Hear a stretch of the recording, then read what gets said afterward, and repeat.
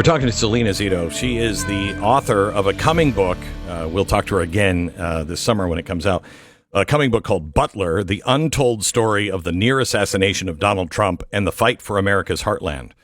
I think that's chapter 1. That's the longest title, Salena, I've ever heard. And my books have long titles. I didn't come up with that. Yeah, okay. Anyway, you were talking about when he was shot, and you said it was the next day that was really telling. Let me ask you first, before you go into the next day. You were close enough to see when he was down on the ground. I asked him recently, privately, what was going through your head? And he said, honestly, Glenn, this is pathetic. It looks weak. Get up. You're not afraid. Get up. Get up. Yes. That was amazing. Has he talked to you about that? Yeah, it's in the book. I won't give too much away. I want everyone to buy it. I'm ordering mine today. Everybody should read it, because Salena is a great writer. She's the one I would want to tell this story. But anyway, go ahead. Yeah. Pre-orders, you know that how important that is, especially if you don't live in New York or D.C. Yeah. So, you know, we had that conversation, and I'll tell you a little bit of it because I had the same. It was the way he explained it was so powerful. So, first thing I think people should know is that he called me first thing in the morning the next day, and before I could even say hello, he said, "Salena, are you okay? Is your daughter okay?" Isn't that crazy? And I kind of swore at the president, and my mom's going to be mad when she reads this part. But I said, "Are you bleeping kidding me? You're the one that was shot, right?" But it was just so stunned that was the first thing he was thinking of it. And it was dark 30 in the morning. Like, it was really early in the morning. We proceeded to have about 7 more phone calls, I think maybe more. And you know, one of the things that he said to me was, one thing people don't know is before he said fight, fight, fight, I could see him. He says USA twice. He's still on the ground. And then I see him turn and get up and say fight, fight, fight. Wow. And so we talked about that. And I said, why? And like you did. And he said, well, Salena, at that moment I wasn't Donald Trump. I was symbolic, even though I wasn't president yet. Again, I had once been president. I had an obligation to show that the country is strong, that we will not be defeated, and that we are resolute. I did not want to be the symbol of America being weak. Jeez.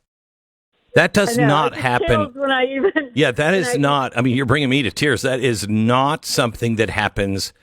That is in you. That is either in you or not in you, and it's in very few people. Yes. And we talk a lot about faith as well. There are some very gripping emotional moments that he and I have, not only that next day, but also I saw him probably a dozen times after that at different rallies that I covered. And we had some very emotional conversations. But he believed in that moment, and I think he believes that always. You can tell by his swagger. You can tell by the way he talks.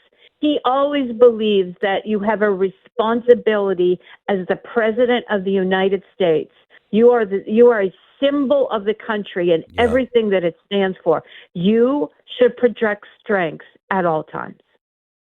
And he had it in that moment. Isn't it weird? Go ahead. Isn't it weird? You know, there have been other world leaders that have had assassination attempts, and it makes them egotistical.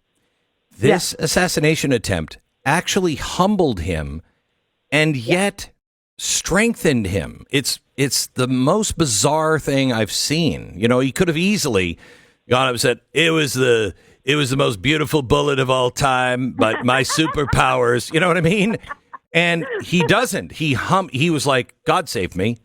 And doesn't use that as that's why you need to go stay at the Trump God golf course that I'm building. I mean, you know what I mean?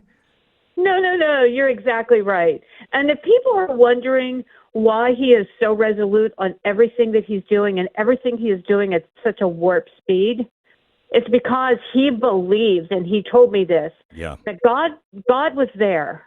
God saved him because he never uses a chart. He never turns away. He asks me several times, I don't know why, out loud, he's like, I don't know why I did that, Salena.